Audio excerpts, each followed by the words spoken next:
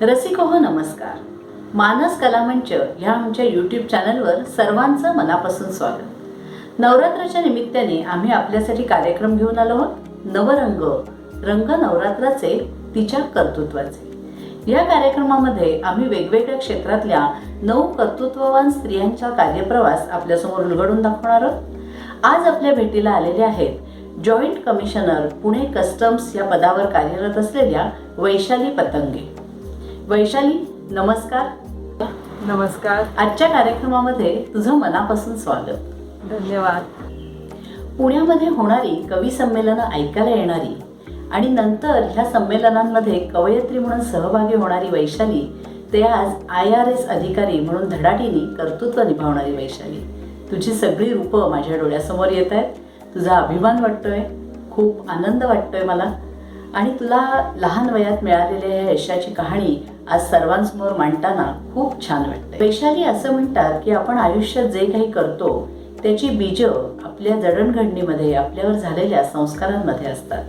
तर तुझ्यावर घरून आणि शाळेतून जे काही संस्कार झाले त्याचा आजच्या वैशालीवर कसा प्रभाव आहे? नक्कीच, की जो वसा माझ्या आई वडिलांकडून आणि ज्या समाजात मी वाढले, त्या समाजातून जो मिळाला तो अजूनही मी पुढे घेऊन चाललेली आहे आणि त्याची मला रोज आठवण मी ठेवते. खरं तर त्यामुळे सुद्धा जास्त संवेदनशीलतेने मी काम करू शकते. माझे वडील हे त्यांच्या घरातले पहिले पदवीधर व्यक्ती होते आणि मी माझ्या घरातली पदवीधर झालेली पहिली मुलगी आहे. आर्थिक परिस्थितीमुळे वडिलांच्या भावांना अक्षरशः शाळेतून काढून टाकलेलं होतं. त्यांच्या दाखल्यांवरती सुद्धा लिहिलेलं आहे की फी थकलेली आहे, सबब नाव कमी. मला असं वाटतं की ते दाखले माझ्या लहानपणी माझ्या वडिलांनी मला दाखवले होते आणि सांगितलं होतं की या सगळ्या पार्श्वभूमीतून आपण पुढे आलेलो आहोत, तर आपल्याला स्वतःसाठीच फक्त करून चालणार नाही, तर अशी परिस्थिती ज्यांच्या वाट्याला येते त्या माणसांसाठी सुद्धा आपल्याला काहीतरी केलं पाहिजे. आणि याची जाणीव करून देणाऱ्या आई वडील आणि त्यासाठी स्वतः कष्ट घेणारे आई वडील मला मिळाले, ही खरं तर भाग्याचीच गोष्ट म्हणायला पाहिजे. आणि वडिलांनी फक्त चालायलाच शिकवलं नाही, तर माझं बोट धरून पुस्तकांच्या जगामध्ये नेलं. पुण्यामध्ये असणारी वेगवेगळी व्याख्यानं असतील, कवी संमेलनं असतील, चर्चासत्र असतील, अखिल भारतीय साहित्य संमेलनं असतील, या सगळ्यांना माझे वडील मी लहान असल्यापासून मला घेऊन जायचे आणि त्यांनी ते मला सांगायचे, बघ हे जे आहे बोलतायत, तू असा विचार करायला शिक, यांच्यासारखं तू बोलू शकशील, ही पुस्तकं तू त्यासाठी वाचली पाहिजेत.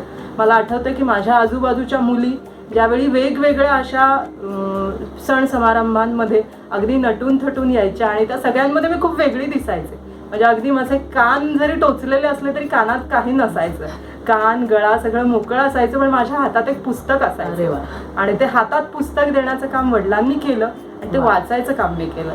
वैशाली, इतकं छान सांगितलंस तू. खरंच आपल्या आई वडिलांचा आपल्या यशामध्ये खूप मोठा वाटा असतो.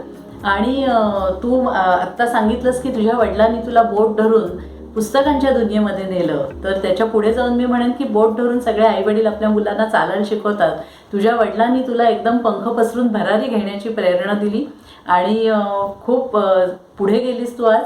वैशाली, ह्यात मला अजून एक वेगळी जाणवली ती गोष्ट म्हणजे केवळ तू मोठी होतीस असं तुझ्या वडिलांनी बघितलं नाही, तर तू मोठी होताना तुझ्या आजूबाजूच्या समाजातल्या लोकांनाही वरती उचलून घ्यायचेस तू, अशी शिकवण त्यांनी तुला दिली. आणि मला वाटतं तुझ्या यशाचं गमक याच्यामध्येच आहे.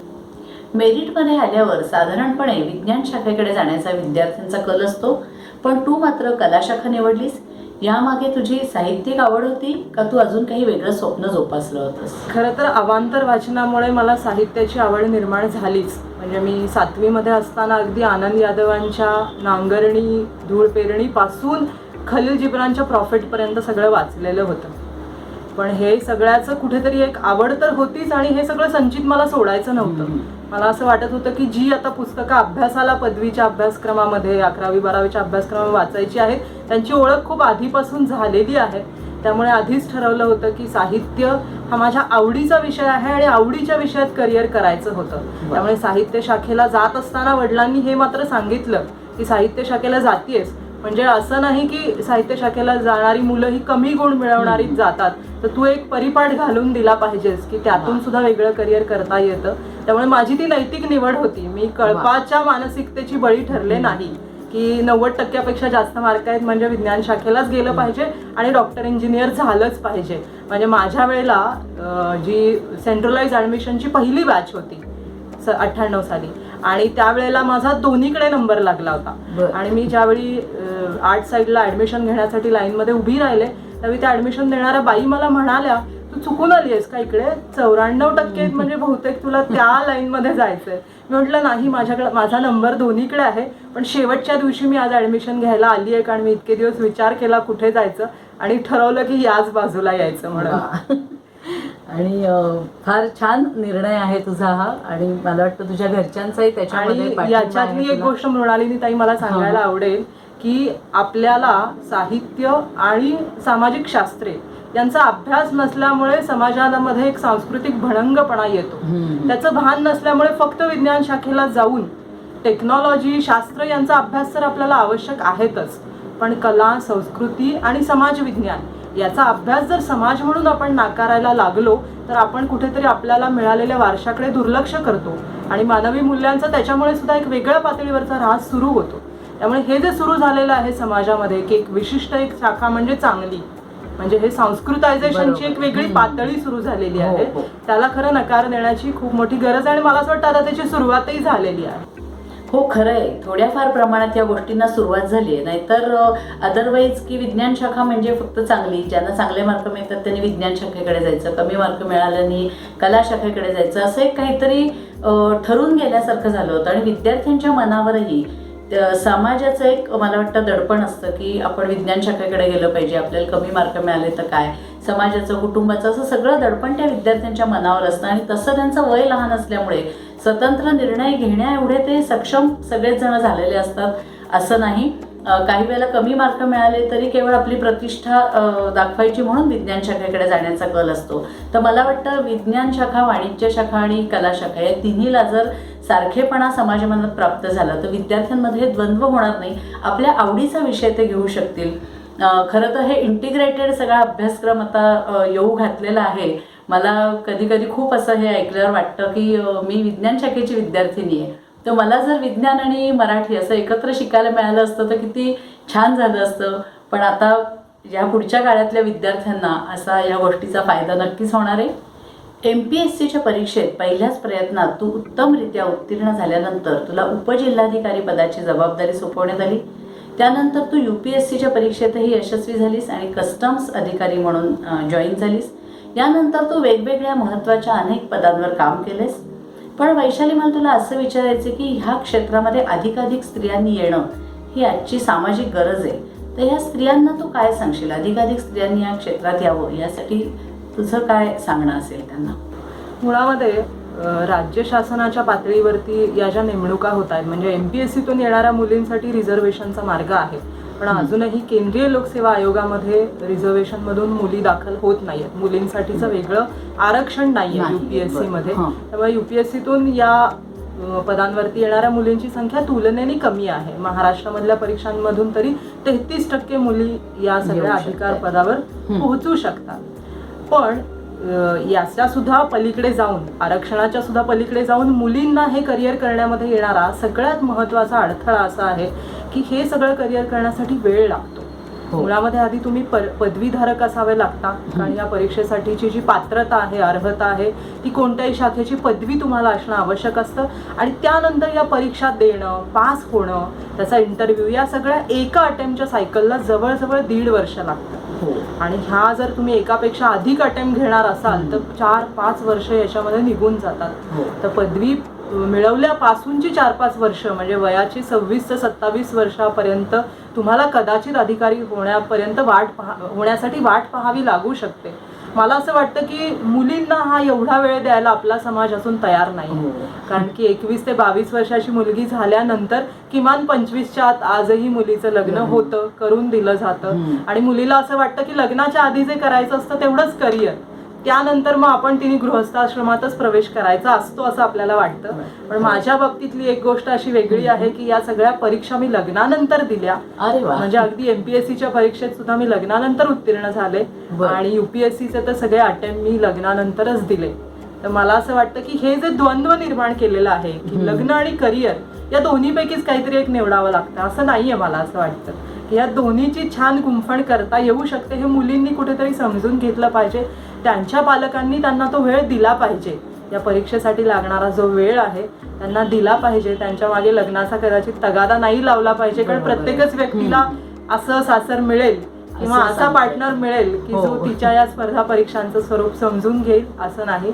आणि त्याच्या पुढे जाऊन अधिकार पदावर आणि मोक्याच्या जागी स्त्री गेल्यानंतर समाजाला एक समाज म्हणून फायदा होतो.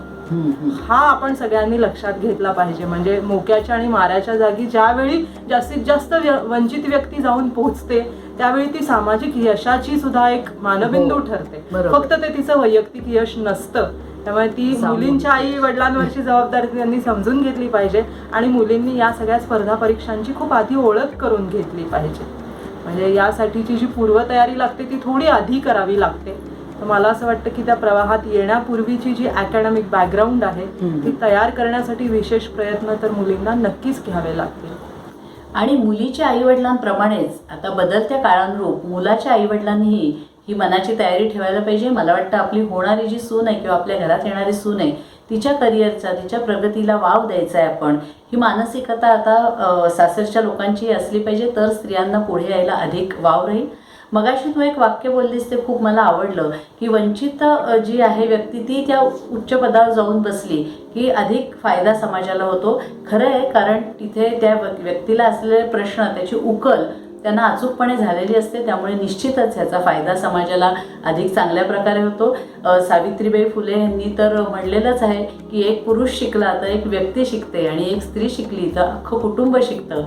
तर खरोखरच स्त्रीच्या शिक्षणाचं आणि तिच्या पुढे जाण्याचं महत्त्व पूर्वीपासून सांगितलं जातं आहे आणि ते आता पुढच्या काळामध्ये तर त्याचं महत्त्व ओळखून स्त्रियांना अधिकाधिक पुढे जायला समाजाने वाव दिला पाहिजे, हे नक्की. अशा जबाबदारीच्या सन्मानाच्या पदावर आल्यावर सुद्धा स्त्रियांना त्या ठिकाणी अनेक अडचणींना सामोरं जावं लागत असेल. कारण आज तरी एखादी स्त्री उच्च पदावर बसली, एखादी जबाबदारी स्वीकारते, हे समाजमन पचवू शकतंय का? तुझं ह्याबाबत काय निरीक्षण आहे? मुळामध्ये स्त्री ज्यावेळी अधिकार पदाच्या एखाद्या खुर्चीवर विराजमान होते त्यावेळी तिच्याकडे स्त्री म्हणून बघितलं जातं. मग समाज एखाद्या स्त्रीकडे कसा बघतो त्याचं प्रत्यंतर शासन यंत्रणेच्या आत आल्यानंतर सुद्धा येतं. म्हणजे बऱ्याचदा आजूबाजूच्या व्यक्तींना हे इमॅजिनही करता येत नाही की स्त्री ही बॉस असू शकते आणि तिचं ऐकावं लागतं. ह्या पुरुषी मानसिकतेचे बळी असणाऱ्या आजूबाजूच्या अनेक व्यक्ती असतात. त्यामुळे त्यातून येणारे वेगळे अनुभव तर येतच असतात. पण मी असं म्हणेन की शासन यंत्रणा ही घटनात्मक चौकटीमध्ये चालते. जरी कोणाला किती जरी असं वाटलं की मला स्त्री बॉस नको, तरी कोणालाही त्याचा बॉस बदलून घेता येत नाही, वरचे अधिकारी बदलून घेता येत नाही. त्यामुळे त्यांच्या हातामध्ये चरफडण्यापलीकडे किंवा काही छोटे छोटे त्रास देण्यापलीकडे काही नसतं. बऱ्याचदा स्त्रीचं चारित्र्य हनन करणं ही एक सोपी क्लुप्ती आजपर्यंत ऐतिहासिक काळापासून जी समाजामध्ये वापरली जाते ती वापरली जाते. तिला मोक्याच्या जागा मिळणार नाहीत, तिला जबाबदारीची महत्त्वाची अधिकारपदे मिळणार नाहीत याची सुद्धा सतत काळजी घेतली जाते. यासाठीचं एक वेगळं पॉलिटिक्स तयार होतच. पण मला असं वाटतं की त्याला तोंड देण्यासाठी सुद्धा स्त्रीनी सक्षम असलं पाहिजे आणि ती इतकी मोठी गोष्ट नाहीये. मला असं वाटतं की ते टॅकल करण्याजोगी गोष्ट आहे. त्यासाठी स्त्रीनी थोडासा आपला शूडनेस, स्मार्टनेस नक्कीच वापरला पाहिजे. या सगळ्यामध्ये मात्र तिने आपलं स्त्रीत्व म्हणून, भांडवल म्हणून वापरता कामा नये. अन्यथा बाई महत्वाचा मुद्दा तू बोलतेस तर त्याच्यावर अजून विस्ताराने तू बोल. म्हणजे हाही एक भाग येतो. बऱ्याचदा असंही आहे की स्त्रीला तिच्या घरच्या जबाबदाऱ्यातून तिच्या घरची मंडळी कधी वजा करत नाही किंवा तिच्या खांद्यावरचं ओझं हे तसंच ठेवतात. त्यामुळे तिला कामाच्या ठिकाणी पूर्णपणे 100% काम करता येत नाही. त्यामुळे ती दुहेरी पेचात सापडलेली असते. एकाच वेळी कौटुंबिक जबाबदारीची कसरत आणि दुसऱ्याच वेळी कामाच्या ठिकाणी असणाऱ्या जबाबदाऱ्या. या सगळ्यामध्ये जर एक्सक्युजेस ती द्यायला लागली तर तिची स्त्री अधिकारी किंवा स्त्री शासकीय कर्मचारी म्हणून असणारी जी इमेज आहे ती नक्कीच खराब होत जाईल. तिची वारंवार ती जर रजा मागू लागली किंवा मला या प्रकारचं काम नको आहे असं जर ती सांगायला लागली तर त्याचा नक्कीच तिच्या असणाऱ्या प्रतिमेवरती परिणाम होतो. आणि ती जर तसा होऊ देणार असेल तर तिला त्याचे तोटेही भोगावे लागतात. त्यामुळे दोन्ही बाजूनी तयारी असणं खूप आवश्यक आहे.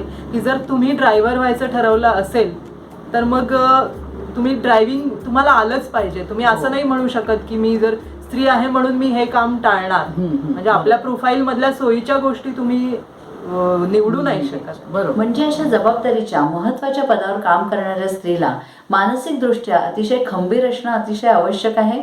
कदाचित तुमच्या कामामध्ये काही अडथळे आणले जाऊ शकतात, चारित्र्यहनन करण्याचा प्रयत्न केला जाऊ शकतो, पण ह्या सगळ्याकडे दुर्लक्ष करून मन खंबीर ठेवून त्याच वेळेला आपलं कामही चोख करणं आवश्यक आहे.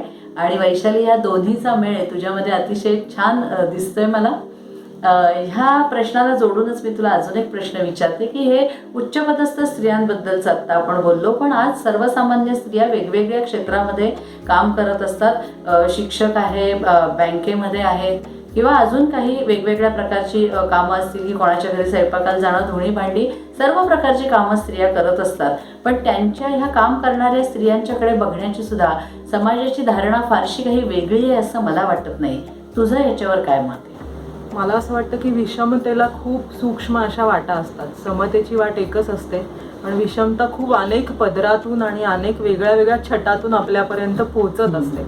म्हणजे एखादी स्त्री जर तिच्या नवऱ्याकडून होणाऱ्या मारहाणीला सामोरी जात असेल, तर एखादी उच्च अधिकार पदावर असणारी जी स्त्री आहे ती कामाच्या ठिकाणी असणाऱ्या डिस्क्रिमिनेशनला नक्कीच सामोरी जात असेल. तर मला असं वाटतं की समाज ज्या प्रकारच्या स्थितीगतीमध्ये आहे, ज्या प्रकारच्या मानसिक अवस्थेमध्ये किंवा ज्या प्रकारच्या सामाजिक स्थित्यंतरामध्ये आपण आहोत, त्याच प्रकारची वर्तणूक तो आपल्या असणाऱ्या ज्या स्त्रियांना आहे तो देतो आहे. हा खूप हळूहळू होणारा बदल आहे. मला असं वाटतं की याच्यामध्ये फक्त कायदे करणे यांनीच हा बदल पूर्णपणे तडीस जाईल असं नाही. समाजाची जी मानसिकता जी आपण म्हणतो ती बदलणं, आपण हे वारंवार बोलतो. खरं तर हा खूप परवलीचा शब्द आहे की मानसिकता बदलली पाहिजे. नक्की काय बदललं पाहिजे हे मात्र आपल्याला सांगता येत नाही. तो बदल सुद्धा मला वाटतं सोयीचा असतो की माझ्या घरात हे असं चालणार आहे, दुसऱ्याच्या घरात शिवाजी जन्माला यावा, ही जी मानसिकता आपण म्हणतो त्या पद्धतीने घरापासूनच ते राजकारण पुरुष सत्तेचं सुरू होतं. जर त्याला छोटे छोटे प्रश्न विचारले नाहीत ना तर ते तसंच चालू राहतं. म्हणजे मी माझा स्वतःचा अनुभव सांगते की छोट्या छोट्या पातळीवर हे प्रश्न विचारण्याचं बळ माझ्या घरच्यांकडून मला मिळालं. आणि माझा जो नवरा आहे, माझा जो लाईफ पार्टनर आहे, तो सुद्धा तितक्याच पुरोगामी विचारांचा आहे. त्यामुळे त्या बदलांबद्दल त्यालाही काही विशेष वाटलं नाही किंवा ह्या प्रश्न विचारण्यातून जे आम्ही बदल स्वीकारले. उदाहरणार्थ मी माझं लग्नानंतरचं नावच काय, मी माझं आडनाव सुद्धा बदललं नाही. आणि याचं म्हणजे माझ्या सासरकडच्यांना काही असं विशेष वाटत नाही. म्हणजे त्यांनी कधी आग्रह धरला नाही त्याबद्दल. त्यांनी समजून घेतलं की हा तिची निवड आहे आणि असं तिचं नाव का बरं बदलायचं, आपल्या मुलाचं तर आपण बदलणार नाही होत ना आडनाव, त्यामुळे तिचं आडनाव तिने ते ठेवलं पाहिजे. मला असं वाटतं की असं माझ्या अगदी मुलीच्या सुद्धा बर्थ सर्टिफिकेटवर माझं हे वेगळं आडनाव आहे आणि माझ्या नवऱ्याचं आडनाव हे वेगळं आहे. कारण मी व्यक्ती म्हणून एक स्वतंत्र आहे असं मी मानते. म्हणजे समाजाने ही निर्माण केलेली रूढी आहे की बाईचं आडनाव लग्नानंतर बदललं पाहिजे. त्याला मी चॅलेंज केलं. मी म्हणते की असे अनेक छोटे छोटे बदल असतात की ज्यांना आपण चॅलेंज करू शकतो. आणि ते लगेच होणार नाही किंवा प्रत्येक जण लगेच स्वीकारू शकणार नाही, पण एक दिशा तरी आपण नक्की देतो. म्हणजे आज तू लग्नानंतर आडनाव बदललं नाहीस म्हणून लगेच अनेक जणी त्याला तयार होतील असं नाही, पण त्यांच्या मनात ती प्रक्रिया सुरू, विचार असं करू शकतो आपण. मला नाही जमते, चला माझ्या मुलीच्या बाबतीत तरी होईल का, असा तरी प्रश्न स्त्रीच्या. कारण प्रत्येकाला हे स्वातंत्र्य घरी मिळेल असं नाही. आणि ते मग तिथे काही वेळेला असं होत असेल की तिथे भांडत राहायचं का आपला संसार पुढे नाही. काही जणांना असं वाटतं की ही लढाई महत्वाची आहे का, पण मला असं वाटतं या लढाईला बिनमहत्वाचं ठरवत असताना आपण तात्विक तडजोड करतोच ना. म्हणजे सगळ्याच लढाया ही बिनमहत्वाची आहे, यांनी माझ्या आयुष्यात काय फरक पडणार आहे म्हणून बऱ्याचशा ठिकाणी आपण जे ऍडजस्टमेंट करतो त्यावेळी आपण व्यवस्थेचे बळी ठरतो किंवा आपण व्यवस्थेला आत्मसात करून टाकतो. तसं जर नाही केलं तर अशा अनेक छोट्या छोट्या पायऱ्या असतात की ज्यावर आपल्याला वेगळे पण राखता येतं. वैशाली, या जबाबदारीच्या पदावर काम करताना तुला अनेक वेळा अनेक आव्हानात्मक परिस्थितींचा सामना करायला लागलेला आहे. तू जी वेगवेगळी आव्हानात्मक कामं केलीस त्यात मला एक महत्त्वाचं वाटतं म्हणजे तू नार्कोटिक्स डिपार्टमेंटलाही काम केलेलं आहेस. आणि आत्ताच्या पार्श्वभूमीवर विचार केला तर आज अंमली पदार्थाच्या विळख्यामध्ये अनेक तरुणी अगदी बॉलिवूडपासून ते सर्वसामान्य कुटुंबापर्यंत त्या विळख्यामध्ये सापडलेले आहेत. त्यांच्या आयुष्यावर त्याचा दुष्परिणाम होतोय. त्यांच्या आयुष्यावर झालेला दुष्परिणाम हा स्वाभाविक सामाजिक स्वास्थ्य बिघडवणाराही आहे आणि ह्याचं प्रमाण दिवसेंदिवस वाढतंय. तर ह्या सगळ्या बाबतीत तुझं निरीक्षण काय आहे?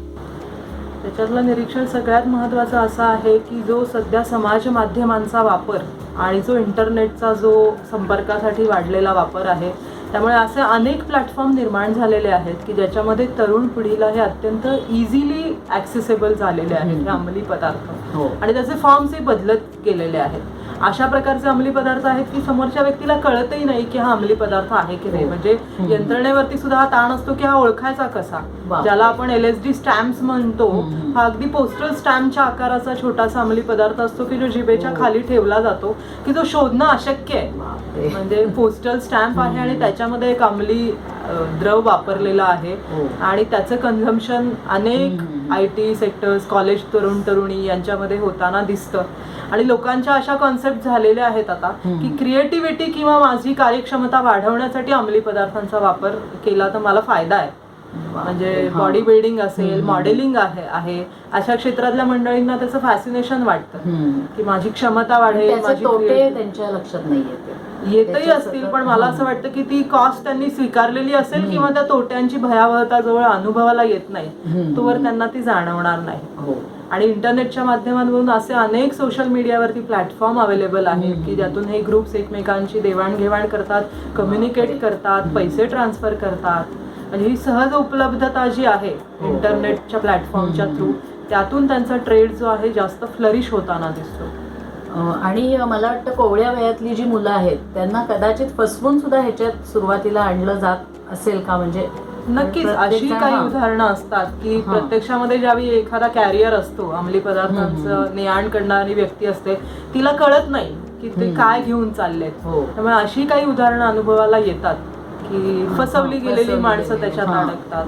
या कामासारखीच अनेक जबाबदारीची कामं तू आजपर्यंत पार पाडलीस आणि पुढच्या काळातही ही जबाबदारी तू चांगल्या प्रकारे निभावशील याची खात्री आहे. पण हे सगळं करत असताना तुला नक्कीच मानसिक ताण येत असेल, तर ह्या ताणातून बाहेर पडण्यासाठी तू काय करतेस? खरं तर मला चांगली पुस्तकं वाचणे हा माझा ताण रिलीज करण्याचा सगळ्यात महत्त्वाचा आणि आवडता उपाय आहे. आणि अलीकडे मला फिक्शनची आवड असल्यामुळे मी वेब सिरीज पाहते, म्युझिक ऐकते, संगीत ऐकते आणि असे वेगळा विचार करणारी अशी अनेक काही मंडळी आहेत त्यांच्याबरोबर बोलते. तो ताण हलका करण्यातला एक महत्त्वाचा उपाय असतो. आणि माझा नवरा जो स्वतः एक प्रशासकीय अधिकारी आहे की ज्याला माझ्या क्षेत्रातले सगळे ताणेबाणे समजू शकतात, त्याच्याशी बोलणं हा पण एक ताण हलका करण्यातला एक खूप सोपा आणि पटकन ॲक्सेसिबल असा उपाय आहे.